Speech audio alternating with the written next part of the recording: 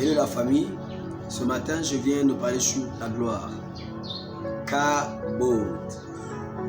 Kabod. Kabod est un terme utilisé dans l'Ancien Testament. Si on prend la Bible, vous verrez avec moi que la kabod de Dieu a été le terme qu'utilisaient les prophètes et tout dans l'Ancien Testament pour parler de la gloire de Dieu. Mais dans le Nouveau Testament, la Bible parle de la doxa.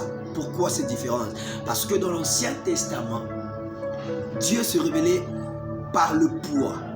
Dieu se révélait comment je dis ça? Dieu ne s'était pas encore fait chair. Voilà pourquoi personne ne pouvait voir Dieu. Mais dans le Nouveau Testament, nous avons reçu le Christ. C'est lui qui est Dieu, Jésus-Christ de Nazareth. Il est Dieu. Et pourquoi dans le Nouveau Testament nous parlons de la doxa? Parce que Christ est venu révéler la gloire de Dieu. Christ n'a pas laissé la gloire de Dieu cachée. Christ n'a pas laissé la gloire de Dieu dans le secret.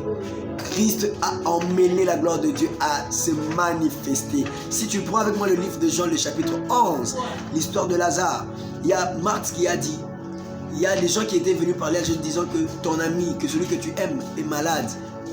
Jésus a dit, cette maladie n'est pas pour l'amener à la mort, mais pour que la gloire de Dieu soit manifeste. Je te parle à toi, ton problème n'est pas venu pour que tu meurs ou bien que tu souffres, mais c'est pour que la gloire de Dieu soit manifeste. Parce que nous avons Jésus-Christ. Alléluia.